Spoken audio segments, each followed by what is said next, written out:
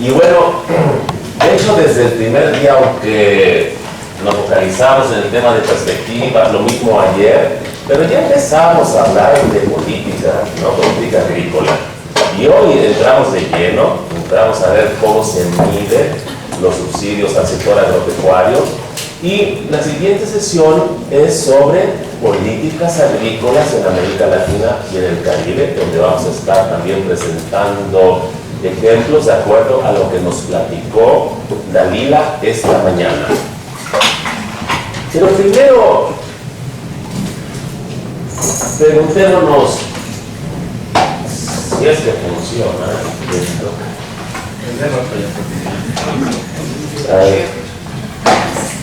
Gracias.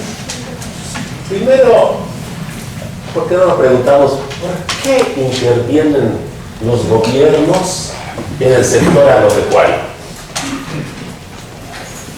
¿Cuál es la razón? Las razones por las que intervienen a través de los distintos instrumentos de política.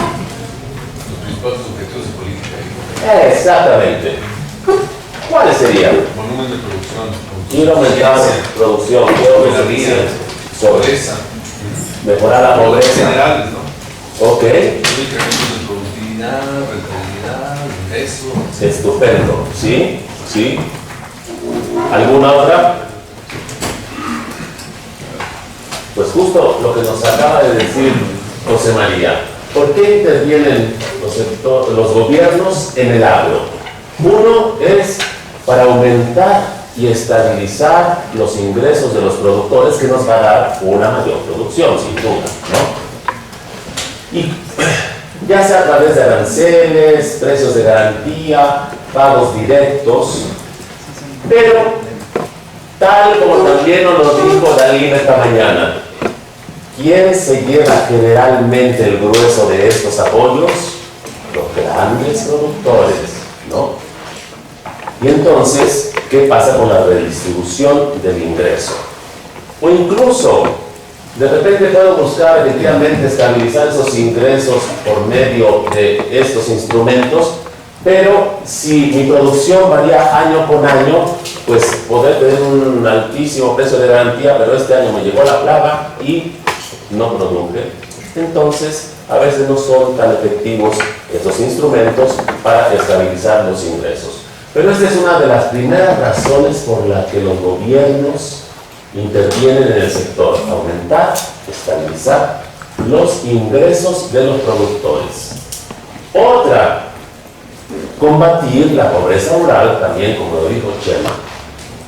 Y de hecho sí hay programas muy bien dirigidos y que pueden contribuir de manera bien efectiva a reducir pobreza. Y pensamos, por ejemplo, en lo que ha hecho Brasil con su programa de agricultura familiar.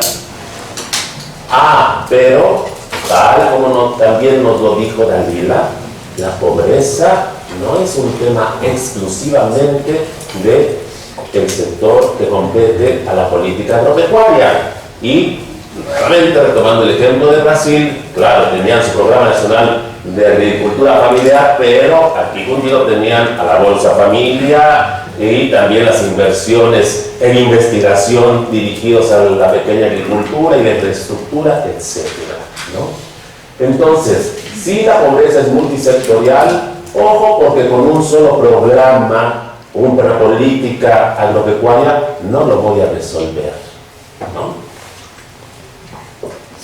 ¿Y qué pasa? Además, en el medio rural nos encontramos con situaciones donde varios productores igual tienen que acudir al mercado porque no les es suficiente su producción para satisfacer sus necesidades.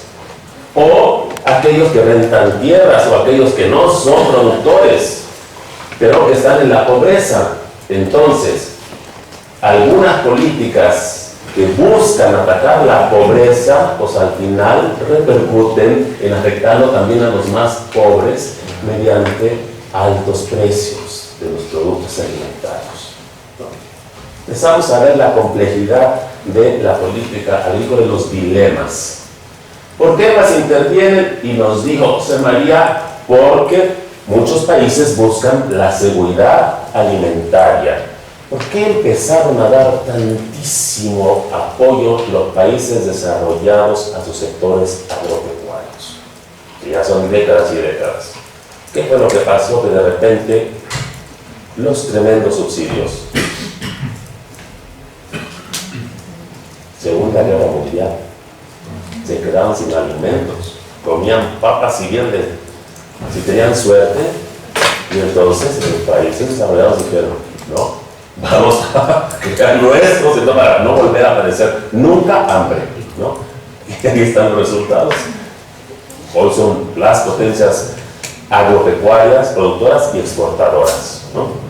Entonces, seguridad alimentaria sí, pero decíamos, mediante este tipo de políticas agrícolas, también podemos limitar el acceso de los que tienen menos recursos a los alimentos.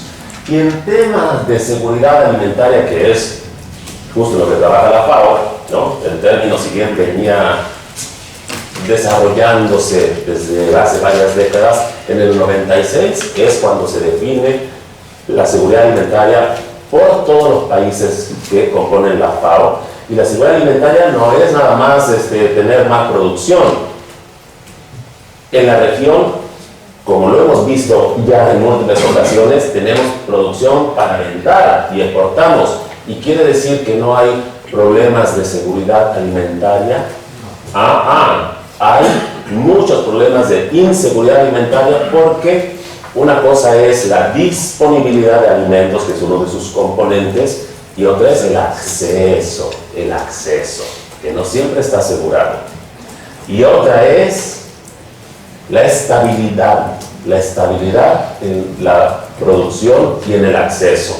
Si hoy tengo, pero el próximo año no tengo acceso a los alimentos, si hoy tengo disponibilidad, pero el próximo año no, entonces ya no estamos hablando de una situación de seguridad alimentaria. Es el tercer componente, la estabilidad. Y un cuarto, ahí van 3 puntos para que me diga cuál es el cuarto componente de la seguridad alimentaria. El uso, la utilización que hace el individuo de los alimentos. ¿Y dónde? ¿Qué tiene que ver? ¿No? Educación nutricional. De repente tienes el acceso, tienes el ingreso, pero no sabes qué es lo que tienes que comer para tener una vida activa y sana, ¿no? O tienes problemas de sanidad, no tienes de salud, no hay acceso al agua potable, y entonces ahí hay un problema de inseguridad alimentaria. Entonces, tal como la pobreza, la seguridad alimentaria es multidimensional. Y no pensemos que con una política agropecuaria nada más voy a estar atendiendo problemas de seguridad alimentaria.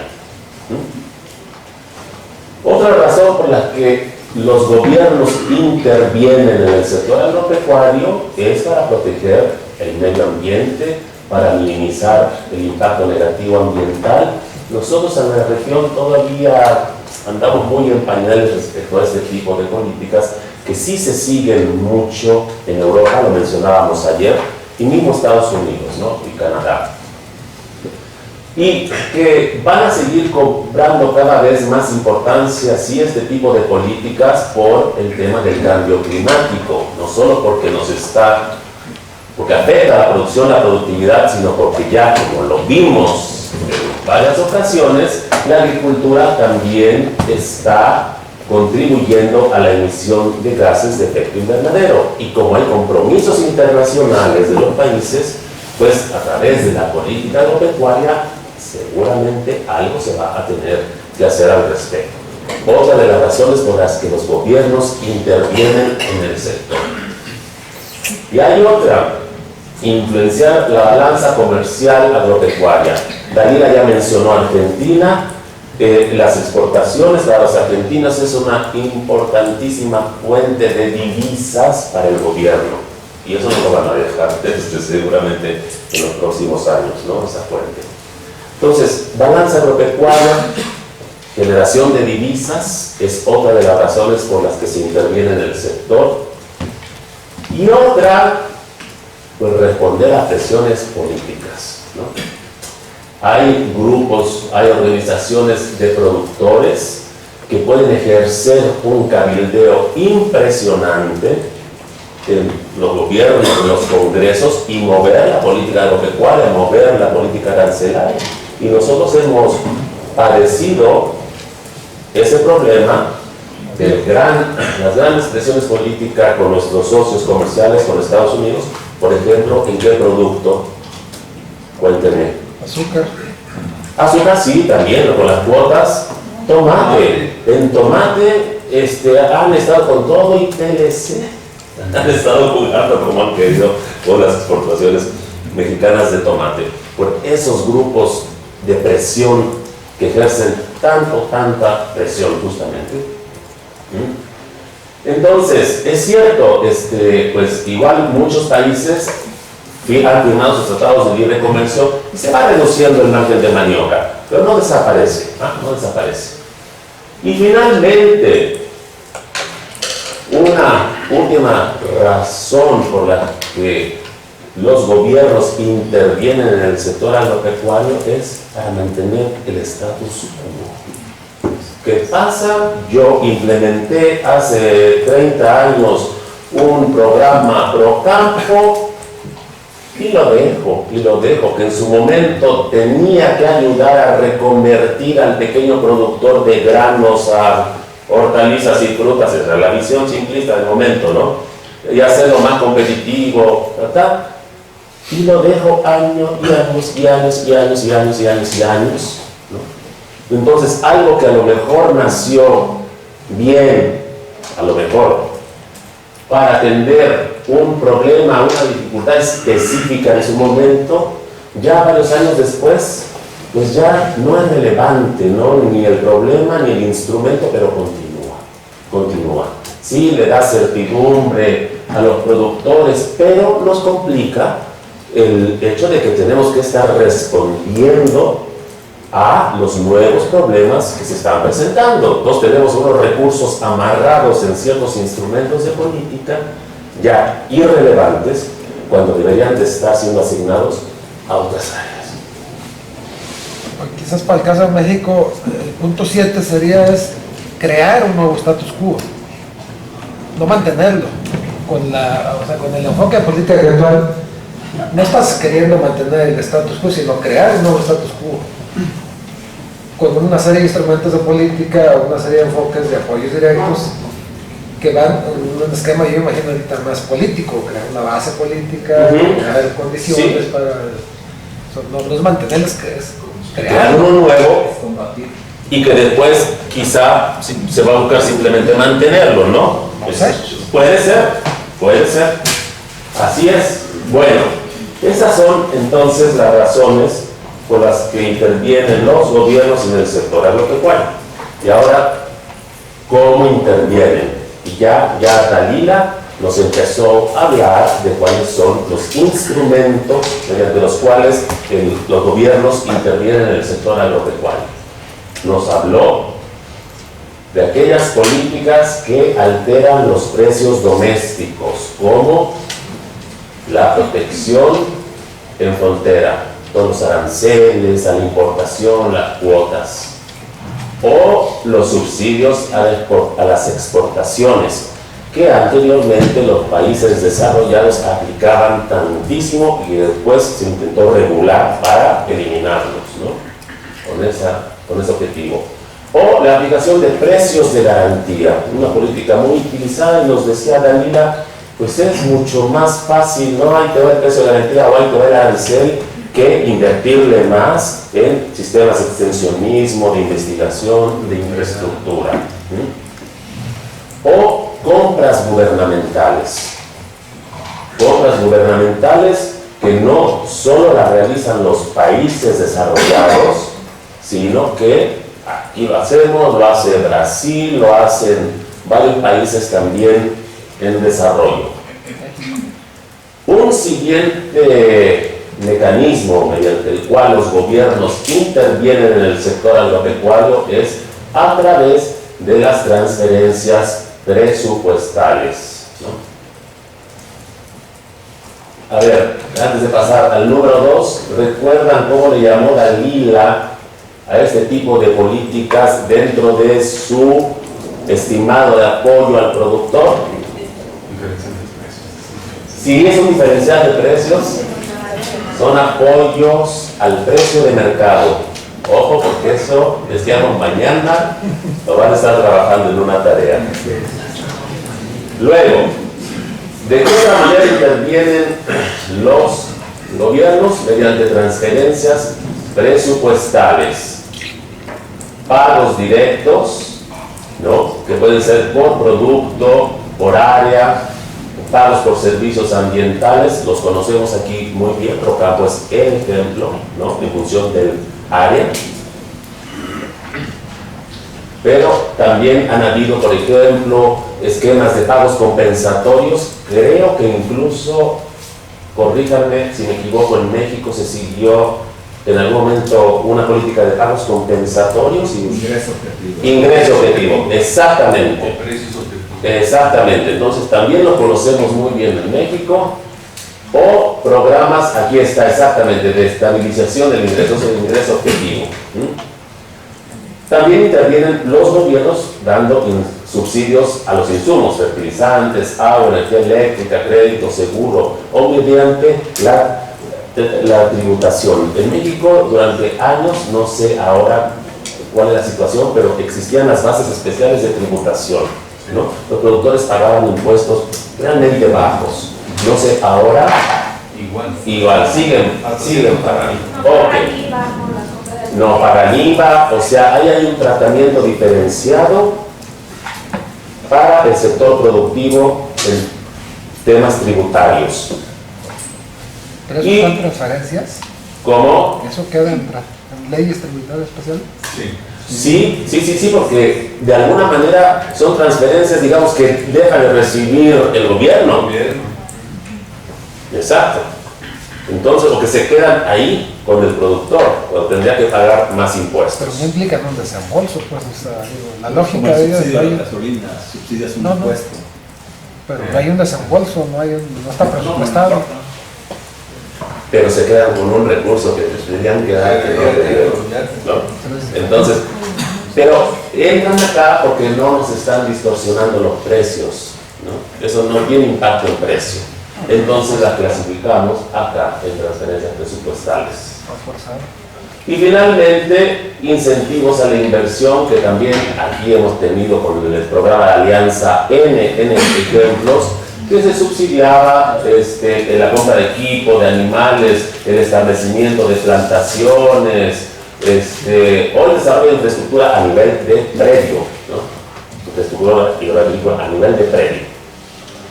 Bueno, ¿de qué otra manera intervienen en el sector? Y también nos lo platicó Dalila, mediante los apoyos a servicios generales o mediante el gasto en bienes públicos, es lo mismo. Investigación, inversión, extensionismo, en infraestructura de riego, caminos rurales, educación, esta área fundamental, como lo conversábamos ayer con Horacio, ¿no? Y el gasto en protección fitosanitaria, particularmente importante para los sectores exportadores. Y la asistencia en promoción comercial y el mercadeo. Nosotros durante muchos años no le metíamos nada acá, mientras que Estados Unidos tenía aquí en México gente que se dedicaba a fomentar pues las exportaciones a México, y no en México nada más, en todo el mundo. Posteriormente, como que nos entró el 20 y mandamos agregados o contratamos a agregados, no sé, comerciales en las embajadas claves para que ayudaran a promover el comercio, las exportaciones mexicanas. Pero hace poquito les mocharon la cabeza y quiere decir que ya no tenemos acá. Mejoramos, ¿verdad? Ok. Bueno. Ya no va a Ahora vamos a ver cómo se ha traducido las intervenciones de gobierno en los apoyos al sector. Ya Dalila nos presentó alguna información a nivel global, mundial. Ahora nos vamos a focalizar mucho más en América Latina y el Caribe. ¿De dónde vienen estos datos? Estos varios pues son de la OCDE, pero para aquellos países en donde no ha podido trabajar la OCDE, ¿quién los ha estado estimando? No. Sí. Salomón Salazar. Tampoco. El BID se ha metido mucho a trabajar en los países donde no puede la OCDE, para tratar de tener la foto completa de la región de América Latina y el Caribe. Entonces, aquí vemos el estimado del apoyo total como porcentaje del PIB total. PIB total. Sobresalen mayores apoyos relativos en Haití, Nicaragua, Guyana. Pero ojo, ¿por qué? Son más agrícolas. Porque son más agrícolas, porque la agricultura pesa en el PIB nacional, ¿no? Mientras que otros países, vean Chile, bajísimo, Brasil, 0,51%, muy bajos, ¿no? México, 0,62%, la Unión Europea, 0,68%. Tenemos algunas referencias internacionales que nos permitan también compararnos con ellos. Ok. Pero si quitamos este sesguito del tamaño del sector agropecuario dentro de la economía total, ¿qué pasa? Aquí tenemos el estimado de apoyo al productor como porcentaje del PIB agrícola, nada más, no del PIB total, del PIB agrícola. Entonces ya vemos, por ejemplo, que aquí ya no me aparece en los primeros lugares Haití, ya se fue al 21%. Tenemos en los primeros lugares Jamaica, Trinidad y Tobago, El Salvador y Surinam, con porcentajes del 27 al 44%, que representa el apoyo total al sector dentro del PIB agropecuario total. Tenemos a México, Canadá, casi el mismo porcentaje, 13%, y después, con porcentajes mucho menores, Guatemala, Paraguay, Uruguay, Ecuador, Brasil y Chile.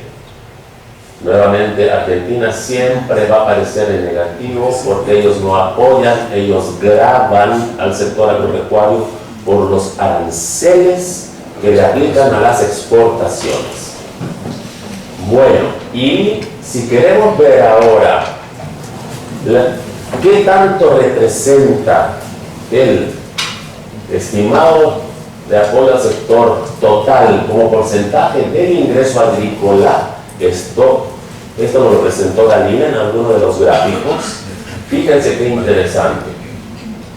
Jamaica, El Salvador, Trinidad y Tobago y Haití, 21, 22, 26 y 34% de lo que recibe el productor proviene de la política de intervenciones de política pública. No necesariamente el subsidio directo. Haití, por ejemplo, El Salvador, pues no tienen esos presupuestos gubernamentales que permiten dar apoyo directo, pero sí a través de aranceles, precios de garantía. Luego, Unión Europea, casi el 20% del ingreso de los productores proviene de la política pública. Miren aquí esta coincidencia, pero que no es coincidencia, porque tenemos del 94 para el 2018, tratando de alguna manera de armonizar políticas en la región. Y entonces, vean, los países del ex-NAFTA, Canadá, Estados Unidos, y casi idénticos, 9% del ingreso de los productores proviene de la política pública. Mucho menos nuevamente Chile, Brasil, Paraguay, Guatemala y Argentina, que los graban. Bueno, ahora, el gasto en servicios generales como porcentaje del apoyo total. Acuérdense, servicios generales, investigación, sanidades, infraestructura, promoción comercial. ¿No se incluye educación? Sí, cómo no, educación agrícola, sí, absolutamente. O sea, el Sí. presupuesto chapingo. Sí, ahí está. Entonces, vean cuánto participa en países como Chile y Uruguay, ¿no? 51% del apoyo del gobierno al sector agropecuario en Chile se va a servicios generales. 70% en el caso de Uruguay.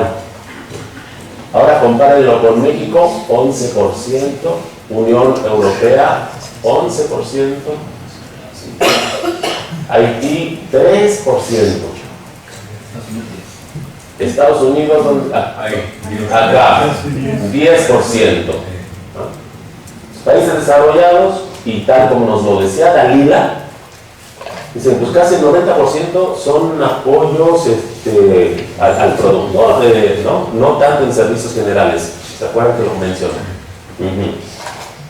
Muy interesante este gráfico. Y también recordarán ustedes una gráfica donde calificaba de alguna manera el tipo de intervenciones, una con su tachecito rojo y otra con las palomitas. Las de tachecito rojo son aquellas que son más distorsionantes, ¿no?, de los mercados. Y aquí estamos representando los apoyos más distorsionantes con los rectángulos azules. Y ven en la región, pues cómo se ve muy azul, ¿no? Pero, pues miren, no canta para nada mal las rancheras Canadá, en mejor posición Estados Unidos, mucha mejor Europa, menos uso de instrumentos distorsionantes, y aquí tenemos a los países de la OCDE. Como OCDE, mitad y mitad más o menos, ¿no? Mitad de instrumentos que distorsionan más y mitad de instrumentos menos distorsionantes. Y aquí este colorido tan bonito, vamos a entenderlo muy rápidamente. Parece complicado, pero no es. Miren, esta es la composición del gasto en servicios generales, ¿sí?, por país. Por ejemplo, el color verde indica el gasto en investigación, ciencia, tecnología. Y aquí tenemos a los países dispuestos por región. Ustedes no lo alcanzan a ver atrás, pero fíjense: México, Centroamérica, Caribe, Andinos y Mercosur.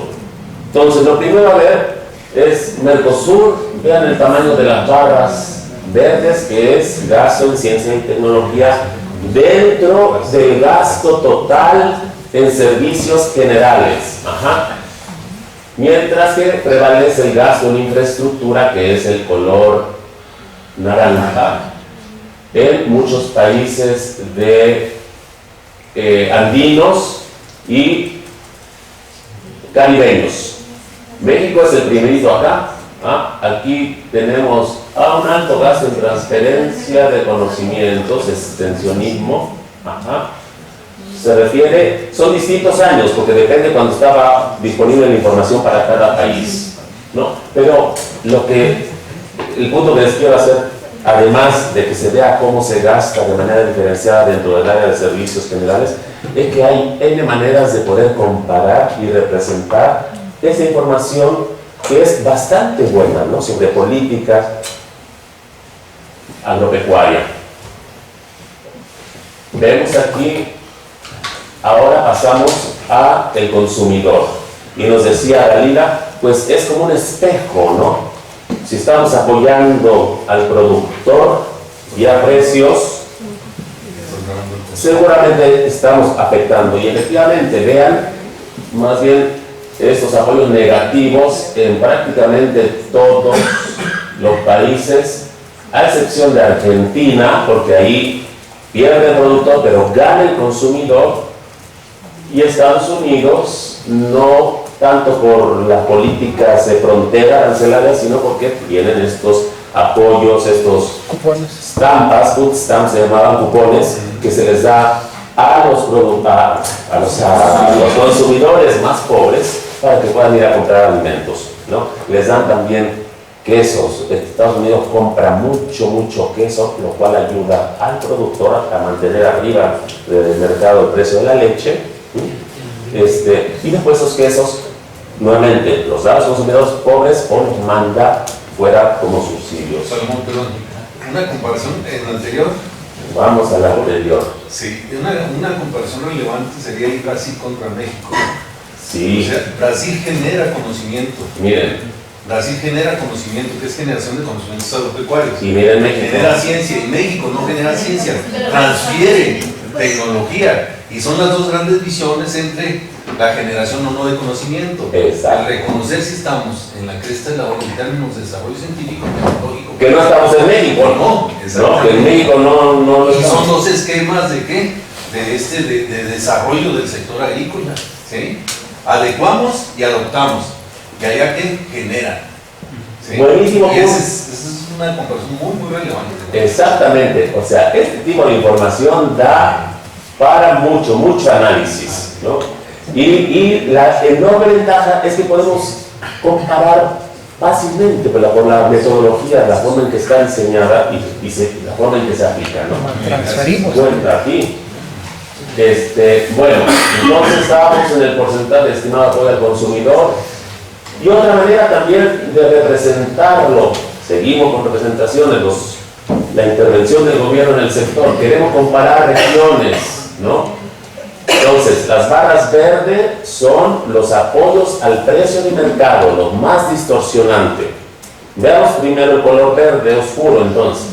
Vemos andinos, o en la mayoría de los países, con instrumentos de política bien distorsionantes. Centroamérica, República Dominicana y México. También predomina el verde oscuro. Hay aquí un caso de Guatemala, me parece, que en ese año, pues, más bien grabaron a los productores, pero en general predominan los instrumentos más distorsionantes. Caribe varía mucho, ¿no? Hay algunos que prácticamente es lo único que aplican y otros no, es lo menos.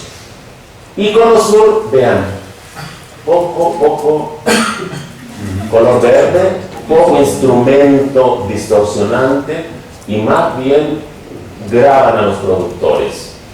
Esa gráfica ahí en el cuarto cuadrante, México va a desaparecer más lo anaranjado y va a aparecer más verde intenso. ¡Ah, eso lo vamos a ver mañana!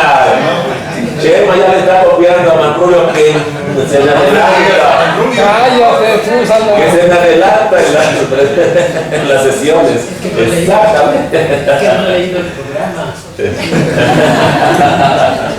Manrubio. Pica las costillas, tú, Miriam. Igual que Manrubio. Bueno, ok, colegas. Aquí tenemos como verde claro, el gasto en servicios generales. Entonces, vean Cono Sur, grande gasto en servicios generales respecto a toda la intervención del gobierno en el sector agropecuario. Vean Centroamérica, México, República Dominicana, muy bajo comparado con Cono Sur, ¿no? Este es Guatemala. Ajá, y el que sigue es México. Este es México. Es el México. Ajá. No es igual a... ¿Perdón? O sea, no presenta una tendencia igual a los otros países de Centroamérica. No. Porque ahí la inversión, No. pagos directos es mayor, mientras que la otra es insignificante, etcétera. Sí, pero acuérdate que el pago directo no distorsiona el precio de mercado. Apoya al productor, pero no es un apoyo al precio de mercado, ¿no? Entonces, es diferente. Mientras que aquí sí se aplica mucho el tema de aranceles o precios de garantía, ¿no? Entonces, comparado con los países de Centroamérica, digamos, México es menos distorsionante que el resto. Y también ahí ese cuadrante refleja lo que hace México en materia de servicios públicos o bienes públicos, como es la salud y la universidad. Sí, se lo deja quien, que lo pague quien, el productor. Exacto. Acá, mira, acá está pagos directos, el naranja, ¿no? Pagos directos. Procam, que se lleva. Es una característica importante ese pago directo por superficie. No sé, estacionante. Sí, también, que es exactamente. Por eso no está en verde, ¿no? Exactamente. Por eso no existe. Ajá. Y entonces decíamos, vemos ahora el gasto en servicios generales, que aquí en la región, Centroamérica, México, pues relativamente menor que Cono Sur. Vean esos verdes claritos de Cono Sur. Mucho menor. Mucho menor acá que allá. Andinos también relativamente menos, y Caribe varía muchísimo, ¿no? De país a país. Entonces, podemos representar esa información de la manera que queramos, y la información está pública para todo el mundo. Ok. Y ahora ya mucho número. Ahora vámonos un poquito más a, bueno, pero exactamente en la política, en la carnita, ¿qué están haciendo los países? Vamos a hablar de 3 países: Brasil, Chile y Argentina, porque para México le tenemos una sesión especial mañana. Bueno, entonces Brasil, miren, Brasil de hecho tiene también precios de garantía que cubren 33 cultivos, pero no es su precio, se ve como wow, tremendo instrumento de práctica, pero pesa muy poco dentro de todo el paquete de apoyos al sector agropecuario. Depende del nivel de los precios de garantía que fija.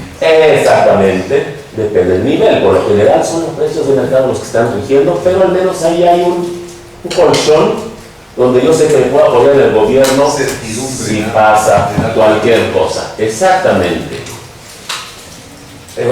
También estableció precios mínimos para la agricultura familiar, y fíjense cómo lo hizo. Se puso a estimar costos de producción en distintas regiones, porque es tan diversa, pues Brasil es un continente en sí mismo.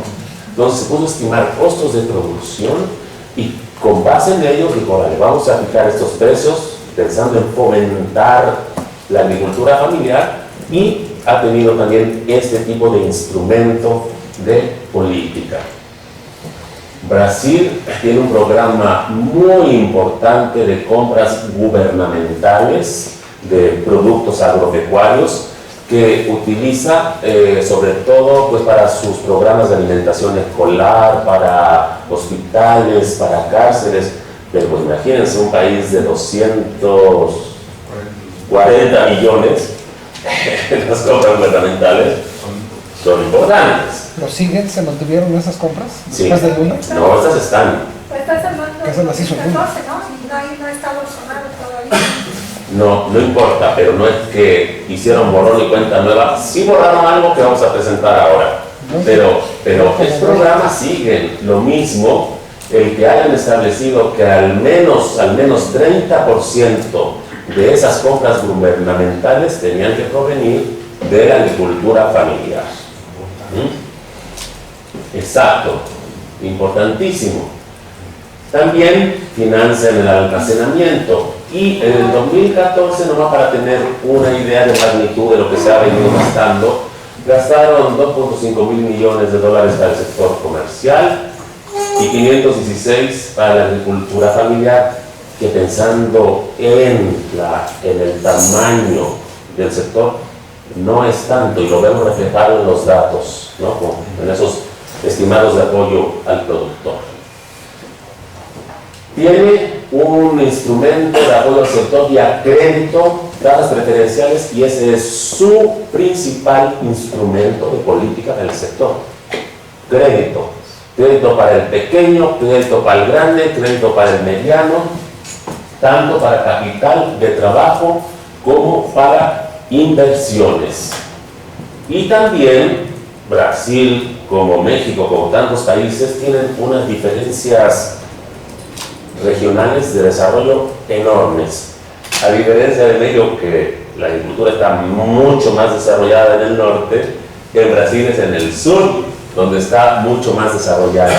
Entonces tiene fondo, por ejemplo, para el nordeste, que es donde están los productores más pobres, condiciones muy complicadas, ¿no?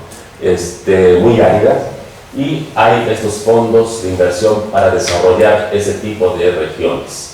Tiene un gran sistema de seguro agrícola para todo tipo de productores que cubre parte de las primas, compensa cuando hay pérdidas, etc.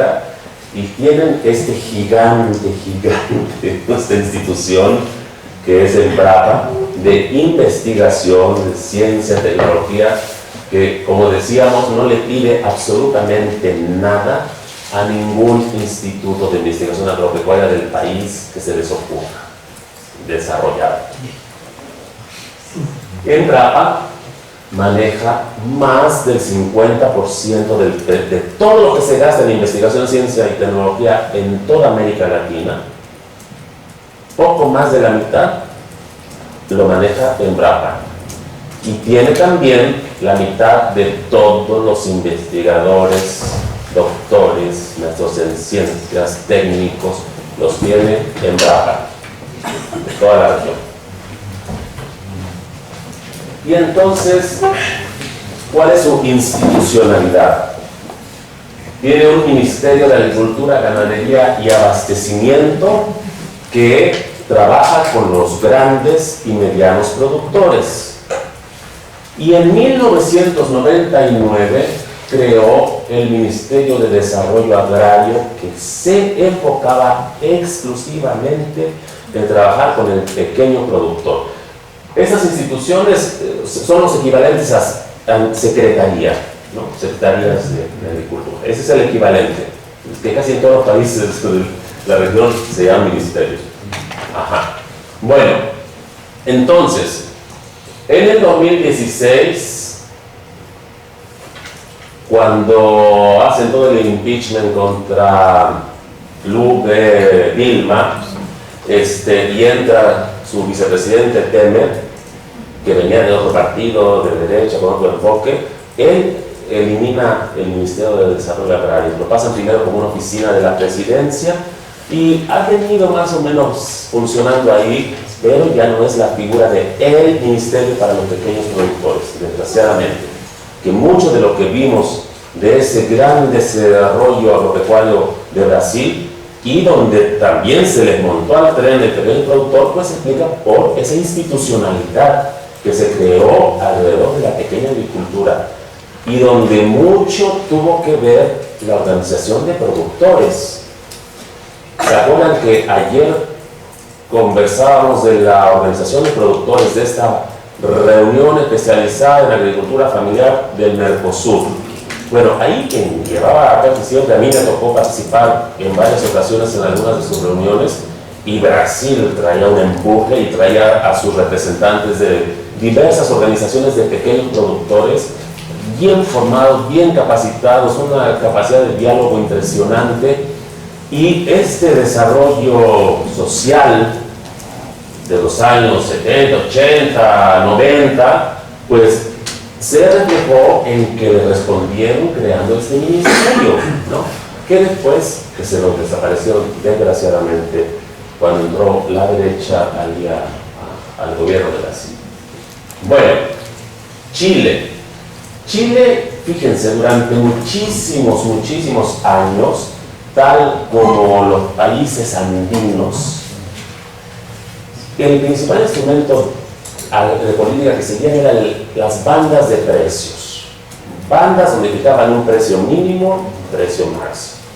Si el precio de importación caía abajo de esa banda, inmediatamente se activaba el arancel a la importación, ¿no? Si andaba por arriba, cero arancel. Muchos años estuvieron aplicando este sistema de franjas de precios. Chile, Perú, Colombia, todos los países andinos, Venezuela también. Pero después, cuando vienen todas las reformas que se aplicaron en casi todos los países, no en Brasil, las reformas estructurales, ¿no?, movidas por Banco Mundial, por FMI, etc. Bueno, ahí se empiezan a eliminar las bandas de precios. Y estas bandas que en Chile apoyaban sobre todo a cereales, legumbres, leche, pues se eliminaron. El de la leche lo dejaron hasta hace relativamente poco. ¿Ah? ¿Por qué? Pero también ¿por qué? Presiones del grupo de políticos, ¿no? Grupo de productores, cabildeo efectivo. Bueno, y entonces, ¿a qué se ha dedicado mucho Chile en términos de política agropecuaria? Si nomás hay que ir al súper, cualquiera de aquí, ¿no? Es médico y se ve, encuentra la manzana chilena, el durazno, la ciruela, la uva, el vino, etc. Han realmente mediante su fundación Chile, ProChile, le metieron tanto investigación y a promoción de la exportación que hoy es una potencia exportadora con relativamente pocos recursos. Si Chile, o sea, hay unas secciones donde son 200 kilómetros de costa a Argentina, a Cordillera, donde ya no hay nada, ¿no? Es decir, es muy largo, pero es relativamente pequeño y es impresionante el crecimiento agropecuario que ha tenido en las últimas décadas.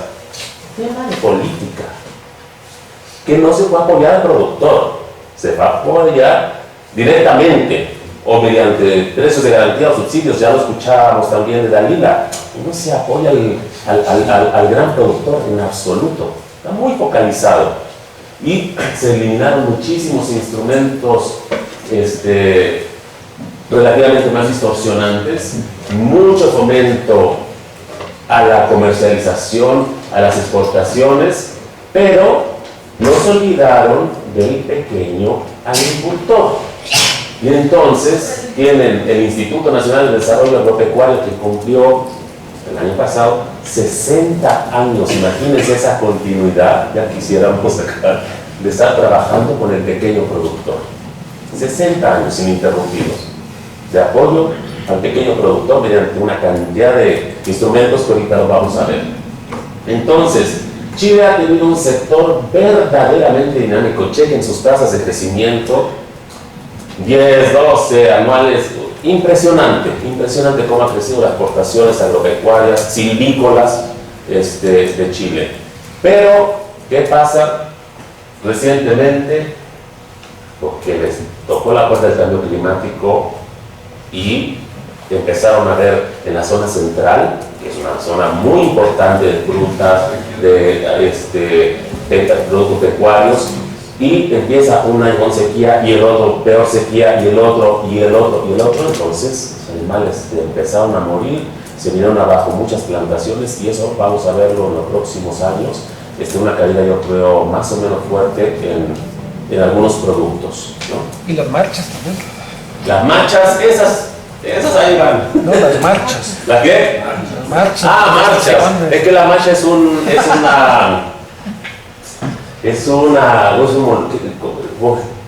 la ostra, ¿qué es? Bueno, esas son las marchas que son muy famosas en Chile. Es como una almeja, color rosado, muy rica. Pero las marchas, manifestaciones, sí. conflictos. Sí, hay un conflicto social muy grande, muy fuerte. Poco incluyente, ¿no? Sí, vamos a tener un estudio de caso que les voy a platicar en la siguiente sesión y Chile es uno de los países que participa ahí vamos a hablar más de las marchas. Pero hay un problema muy tremendo social y que todavía no le vemos solución en el corto plazo. Pero después hablamos más de Chile. Hablas como chileno, tú. No le vemos, dices. Bueno, entonces, Chile. Pues les ha afectado el cambio climático, les está afectando y les va a seguir afectando sin duda, ¿no? Y su institucionalidad es muy sencilla. Eso es toda su institucionalidad, ¿no? Tienen una sola subsecretaría y estas son todas las oficinas o servicios. Tienen el área de políticas, ellos hacen dentro de su ministerio análisis de políticas. No sé aquí en la Secretaría de Cultura si hay un área que hace análisis.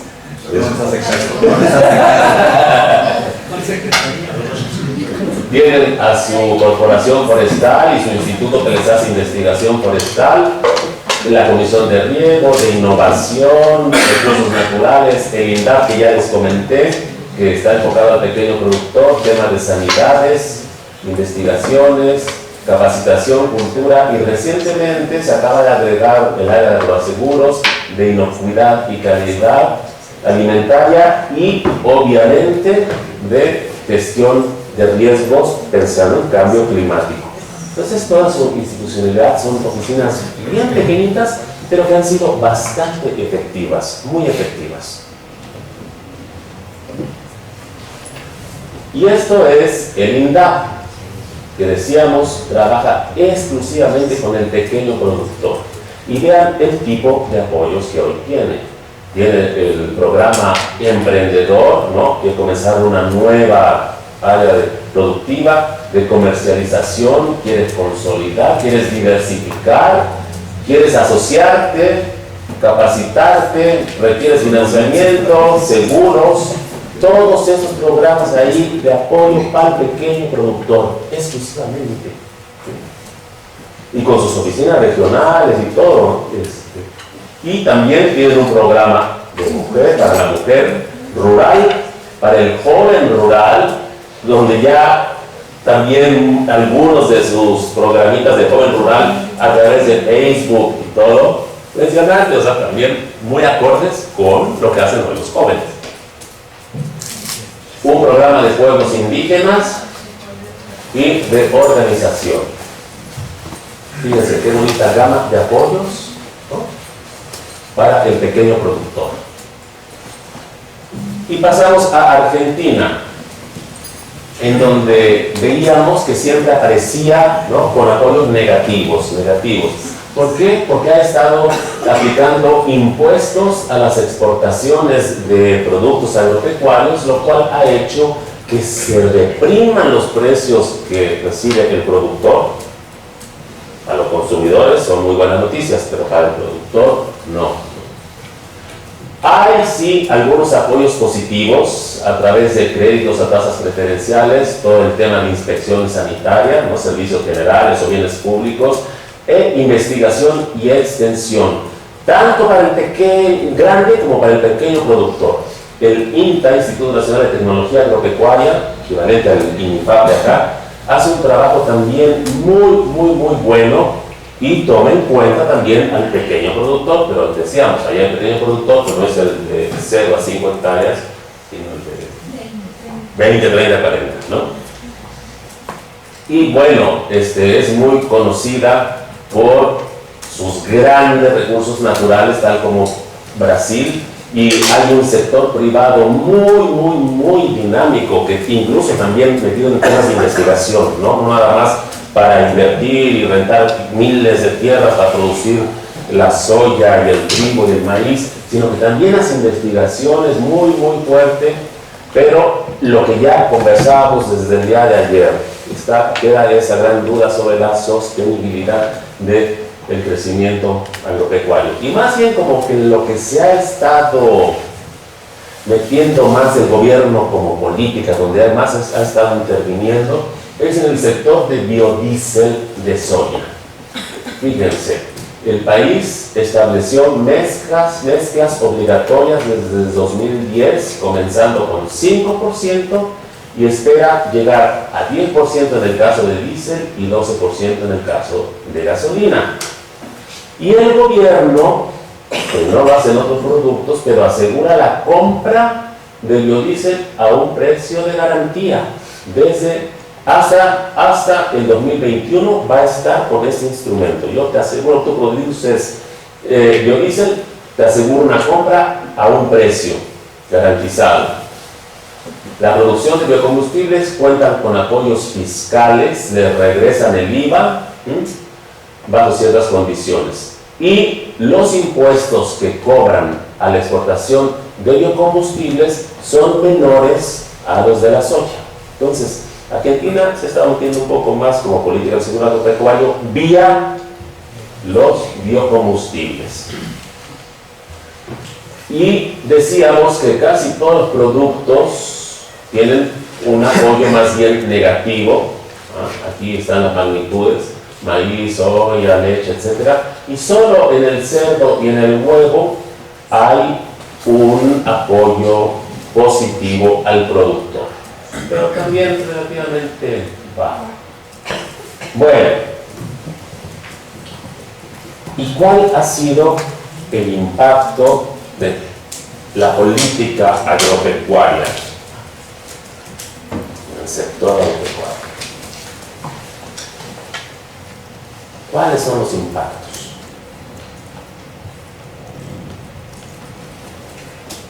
Vimos por qué intervienen, cómo intervienen, ejemplos en la región, qué impactos tienen.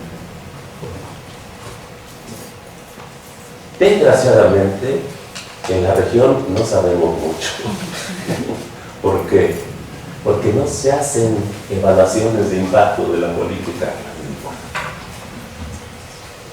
Sin embargo, no se desalienten porque igual hay gente que ha estado estudiando la política agrícola en los países desarrollados y tienden a estar de acuerdo en que en los países desarrollados, si va a aplicar también a los países en desarrollo, las políticas buscan apoyar los ingresos de los productores, han tenido resultados mixtos.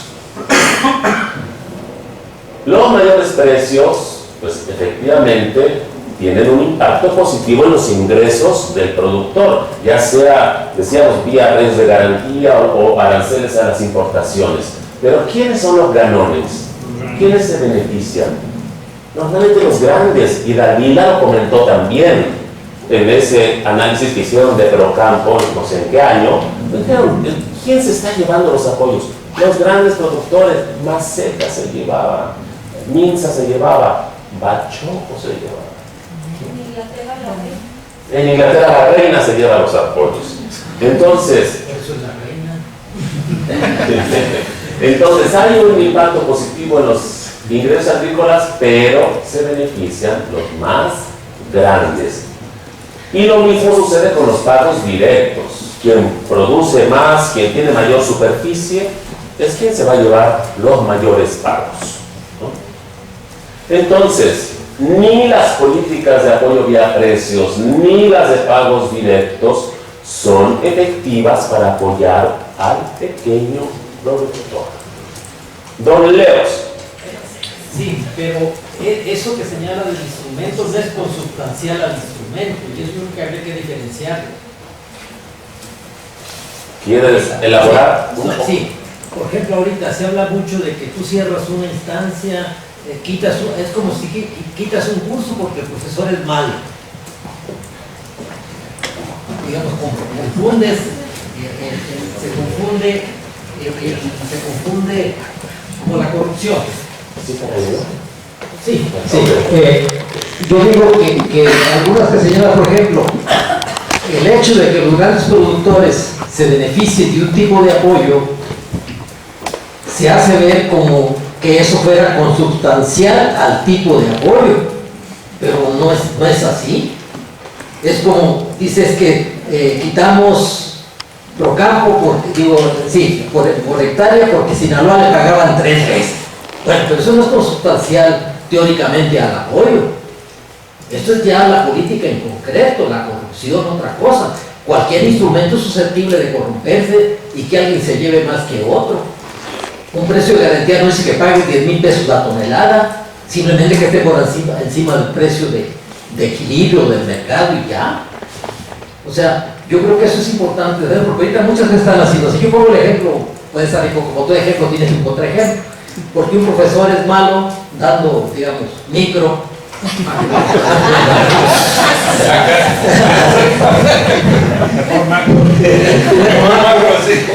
profesor de macro no da macro, lo cual no está muy alejado de la realidad. Entonces, quitemos el curso. Pues no, quitas al profesor, porque el curso es importante. Entonces, hay mucho en toda la argumentación de política ahorita, al menos en México y en lo que mucho se presenta a veces, que uno confunde. Yo digo, un argumento contra un precio de garantía o un argumento contra un pago por hectárea fuertes son los que son consubstanciales al instrumento. La corrupción no, tal vez uno sea esté más blindado contra la corrupción que otro. pero decir que un instrumento no sirve porque se corrompe, a mí me parece que teóricamente es incorrecto. Ok, bueno, aquí no estábamos hablando de si sirve o no sirve, y también la corrupción la estábamos dejando de lado, ¿no? Estamos asumiendo que no hay corrupción.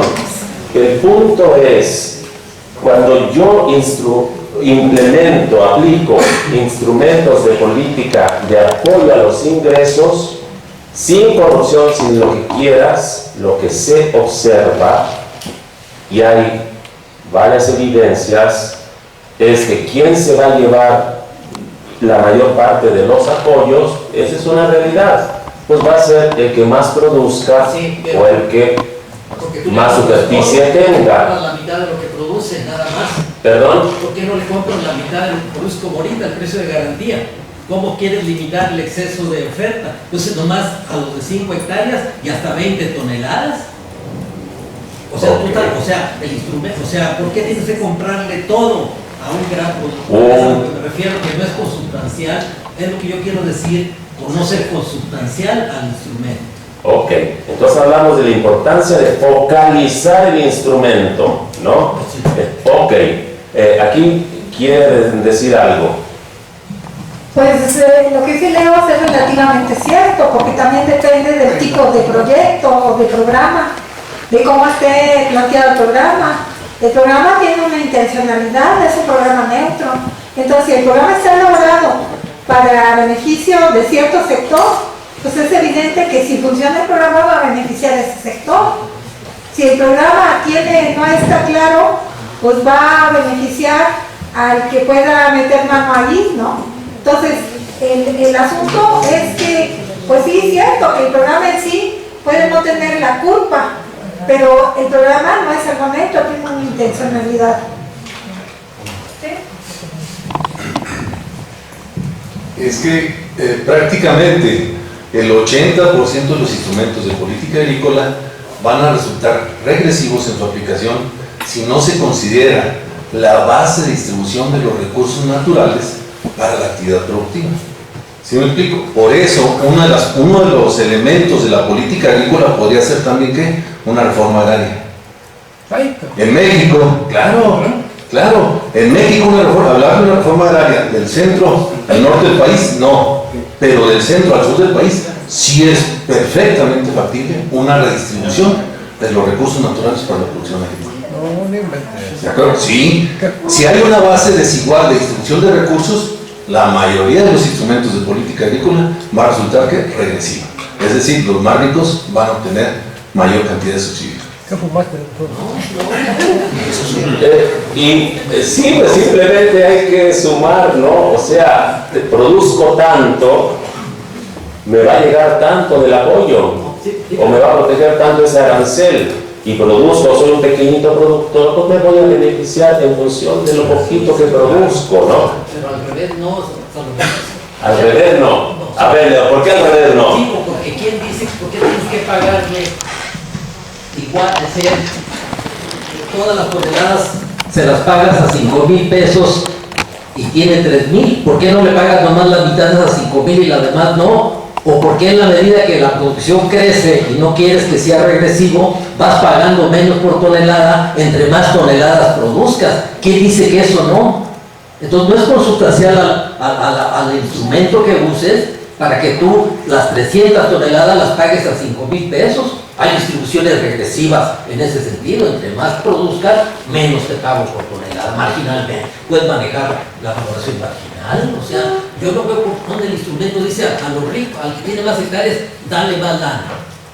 Porque tiene más de valor. Bueno, le das más lana porque tú dices que a cada hectárea le das lo mismo.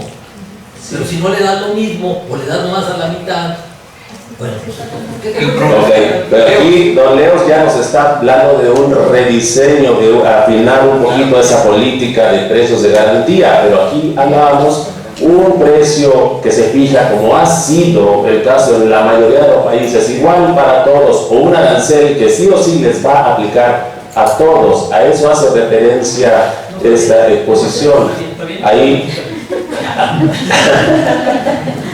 Sí, yo creo que sí, un precio de garantía al final es un precio de garantía que te está diciendo si el precio sube, pues los que más van a ganar son los que más producen al final del día, ¿no? Ya creo que lo importante aquí es diferenciar entre los tipos de productores, porque ahorita en el caso de los nuevos precios de garantía sí se está acotando a quién se le va a dar ese precio, pero ya no es a los grandes productores que en un momento dado se beneficiaron porque se vio que jamás no tuvo un impacto significativo en los pequeños productores y por eso los subsidios eran regresivos. Y tenemos el caso de los argentinos, ¿no? O sea, los argentinos les graban a los que exportan. Entonces aquí creo que el rediseño de la política más bien estaría orientado en eso. El precio de garantía al final pues es un efecto distorsionante de los precios. Pero creo que sí se podría aplicar en un rediseño de política cómo se estaría aplicando ese precio de garantía. Muy bien, y hay que estimar, hay que analizar también lo que implicaría en términos de gestión, de administración, si el hecho de que yo fije un precio de garantía diferencial, Muy complejo administrar. diferencial realmente va a funcionar dada la apertura comercial. Hay tantos bemoles, tantos, pero pues de eso se trata también este curso, ¿no? De ir pensando y de ver lo complejo que puede resultar el diseño de políticas. Lo bueno que el viernes en la última sesión vamos a resolver el mundo con una metodología que nos va a ayudar para eso. Pero sí, Reyes. He escuchado frecuentemente este tema de que las grandes corporaciones recibían subsidios de manera importante. Yo nada más tengo una duda ahí, por ejemplo, en algunos momentos para el precio objetivo, para ser atractivo que las empresas compraran al productor nacional, recibían las empresas el diferencial del precio. Por eso en los registros aparecía, aparentemente recibían mucho las empresas, pero en realidad lo pagaban los productores, ¿no? Algo similar ocurre en el caso del seguro agropecuario, donde un porcentaje de la prima la cubre el gobierno, pero son las aseguradoras y los fondos de aseguramiento los que recuperan ese 30%. Y por eso aparentemente reciben subsidios importantes, aunque en realidad se los están transfiriendo a los productores, ¿no? Entonces es una duda que tengo. Y esto de los precios de garantía, pues también de repente yo pienso si no sería, en lugar de construir un ente de gobierno que esté comprando el precio de garantía, luego venda al precio del mercado, cubra la diferencia, si no era más efectivo a estos pequeños productores de menos de 5 hectáreas y 6 toneladas, hacerles una transferencia directa de recursos y se ahorra toda la estructura del gobierno para estar administrando las compras directas. Pero bueno, no he leído tampoco el programa y a lo mejor se va a ver en el caso de México. Sí, mañana vamos a estar hablando mucho sobre opciones de política para el país. Y sí, esos pagos compensatorios, ya empiezo a recordar, ¿no? Lo que buscaban era pues hacer atractivo esa compra a los productores por parte de la agroindustria, ¿no? Porque los precios internacionales seguramente estaban muy bajos, ¿no? Entonces, para que no importaran, oye, cómprale. ¿A qué se puede prestar? No sé, ¿era eficiente? No sé tampoco. Pero, pues, nuevamente, son un tipo de esquemas de política. Pero el mensaje aquí, y yo creo que ahí estaríamos la mayoría, de acuerdo, no tenemos que estar todos, es que este tipo de instrumentos, sin matices, sin los matices que nos propone Leos, sino un arancel, un pago, un precio de garantía igual para todos, el impacto que va a tener es quien produce más, quien tiene más superficie, es quien más lo recibe. Y en esos términos simplistas, sin los matices de Leos, pues el pequeño productor no se va a beneficiar mucho. Para ellos pueden haber otros instrumentos mucho más efectivos, ¿no? Otro impacto de las políticas, que si yo aumento esos precios de garantía, pongo esos aranceles, ¿qué pasa con el precio de la tierra? Se eleva. Y creo que con Procampo fue muy evidente, ¿no? De repente gente que rentaba, pero ahora te va a salir un tanto. Y en el campo, pues hay muchos productores sin tierra que tienen que rentar, ¿no? Y no solo eso, sino qué pasa hablábamos de que y mañana vamos a presentar datos de cómo está envejeciendo la población rural, los productores agropecuarios. Entonces, si yo quiero impulsar un cambio generacional y trato de apoyar que los jóvenes accedan a tierra, se vuelvan productores, pero pues ahora con mi política agropecuaria de fijación de precios de garantía o de aranceles, ahora resulta que me va a costar más, ¿no? Porque el precio de la tierra subió. Otro impacto de aranceles, de importación o apoyo vía precios es que ese efecto espejo, ¿no? Los productores van a ganar, pero los consumidores y procesadores de alimentos van a pagar precios más altos. Es decir, hay un impuesto implícito al consumidor. Y nuevamente, ¿qué pasa con las familias pobres? Estoy hablando con dos micrófonos.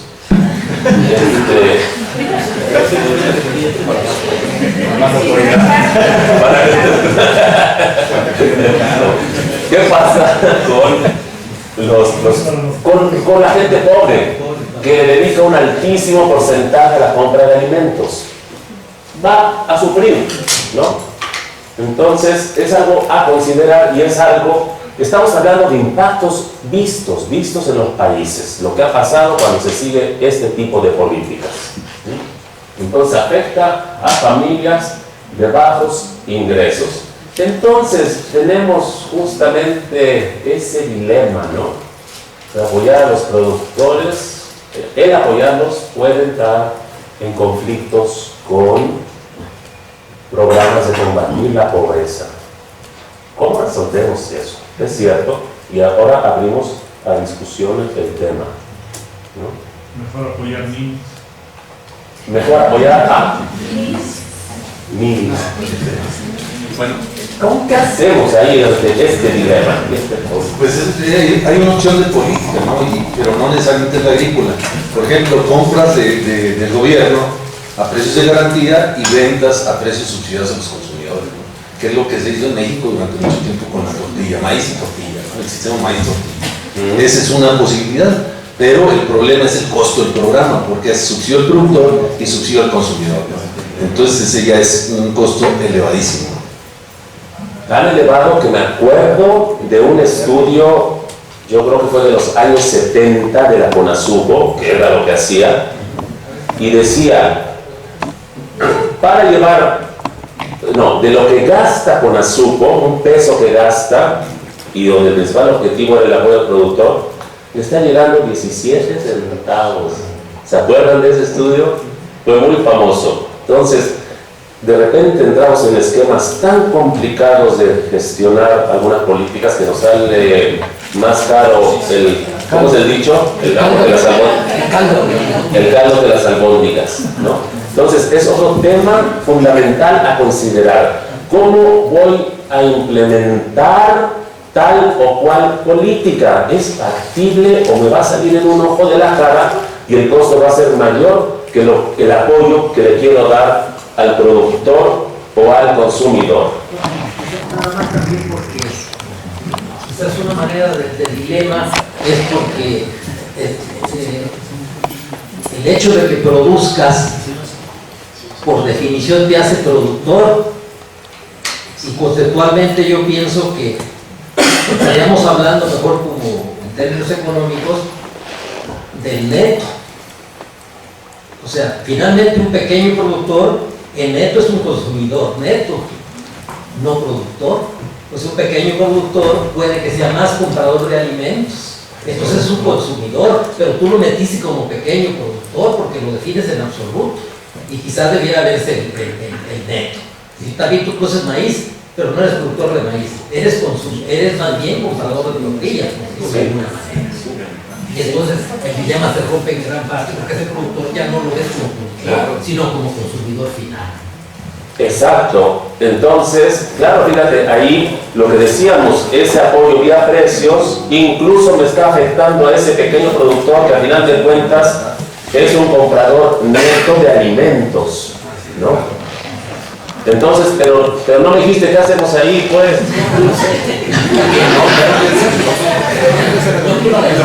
Nomás critica. Nomás critica, pero. ¿Algún otro comentario en general sobre impacto de políticas sobre este posible dilema?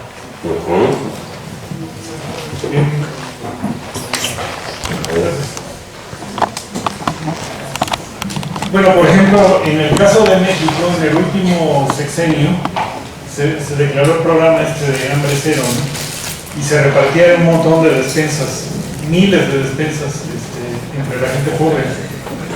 Pero, bueno, al menos me tocó ver cuando nació el programa, y las compras se les hacían a grandes corporativos en vez de hacerle la compra al pequeño productor de frijol, al pequeño productor de café, por ejemplo, ¿no? Y poder distribuir esos productos que se les habían comprado a los pequeños productores. Entonces, pienso que quizás ahí podría haber algún punto para solucionar un poco la pobreza y ayudar a los pequeños, ¿no? Que decíamos que es justamente lo que estuvo haciendo Brasil, ¿no? Brasil dijo, voy a apoyar también a los programas alimentarios, etcétera, pero le voy a comprar al pequeño productor y me fijo un mínimo que le tengo que estar comprando, ¿no? Eso desgraciadamente no sucedió acá. Entonces nos fuimos con las grandes, como dicen, corporaciones, ¿sí? Por ahí puede ir, ¿no? ¿Algún otro comentario? El problema es, como está planteando la política en México, el problema es, vamos a comprar a nuestros pequeños productores, pero ¿cuánto nos va a costar toda la logística de acopiar, almacenar, distribuir y comercializar esas pequeñas unidades de producción? Un productor, ¿cuánto? 2.3 toneladas, 1.3 toneladas, 1.7 toneladas. ¿Cómo lo vas a hacer? ¿Qué instrumento de Estado necesitas para comprar, acopiar, almacenar, transformar a lo mejor o distribuir y comercializar esa producción? ¿Cuánto te va a costar? Y entonces, Y bueno, también hay un problema de calidad e inocuidad. O sea, si tú le vas a comprar, pongo el ejemplo de Barcel, ¿no? Que ellos importan todo el cuero que utilizan para los chicharrones, no pueden comprarlo en México porque pues es un producto que tú metes a freír y todos tienen que freírse al mismo tiempo y salir con las mismas características. Entonces, si el producto va a ser para procesar, olvídate de comprar a montones de productores chiquitos porque vas a traer calidad e inocuidad, que hay que tener cuidado. ok. Muy buenos comentarios, nada más déjenme hacer un comentario sobre el de ustedes, porque ¿se acuerdan cuando Dalila decía que tratamos como a todos con una manta, con una sábana, todos por igual? Lo mismo sucede con el pequeño productor, ¿no? Vamos a trabajar con todos los pequeños productores, incluidos los de subsistencia, a lo mejor no. Entonces, si empezamos a focalizar, nos puede ayudar también a ir teniendo mayor homogeneidad de repente en el producto, a lo mejor nos la vamos a librar, ¿no? Pero el punto es, tampoco existe como el pequeño productor. Ahí también hay una diversidad, y si vamos a pensar en programas de apoyo al pequeño productor, tenemos que desagregar, hacer tipologías para ver con quién sí, con quién no, con quién cómo, ¿no? Yo creo que es por ahí el asunto. O sea, no puedes tratar a todo el sector como igual. Además, el problema de la pobreza es un problema no solamente multisectorial, sino multifactorial. Es decir, la pobreza en el sector rural no necesariamente se vincula con el escenario productivo, se vincula con una serie de factores que tienen que ver con otras cosas, ¿no? Entonces, si estamos hablando del productor en específico, de la parte económica del sector, pues tiene que atenderse de esa manera. Entonces tiene que haber una estratificación de productores, tiene que aclararse muy de manera muy precisa las reglas que se van a operar con cada tipo de productor, porque, o sea, no puedes destinar todos los programas a combatir la pobreza, tienes que apoyar la productividad, etcétera, etcétera.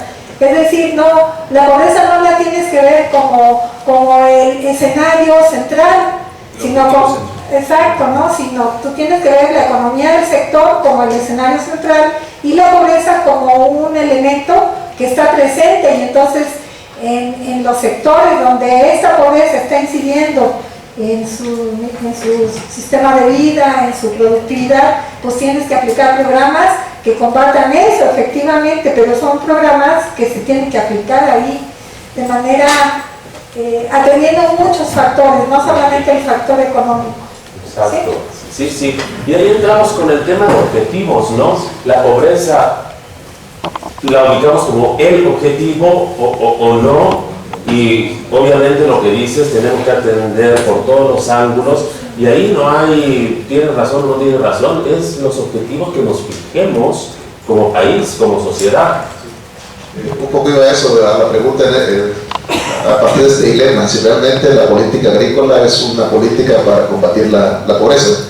Cuando se empezó la plática, recuerdo que usted establecía cómo surge mucho la política agrícola a partir de la Segunda Guerra Mundial, con la necesidad de incrementar la producción, y en Estados Unidos del 29 con la crisis que tuvieron también. Entonces, ese era el objetivo de la política. Y habría que fijar muy bien cuáles son los objetivos. A mí me gusta mucho el programa de Brasil, con esos problemas de malnutrición infantil que hay, alimentar a 50 millones de niños diariamente en las escuelas y con producción local. Eso tiene sin duda un beneficio para ellos. Los esquemas que tiene Estados Unidos, donde hablan de garantizar un ingreso, los planes de estabilización de ingresos, ¿no?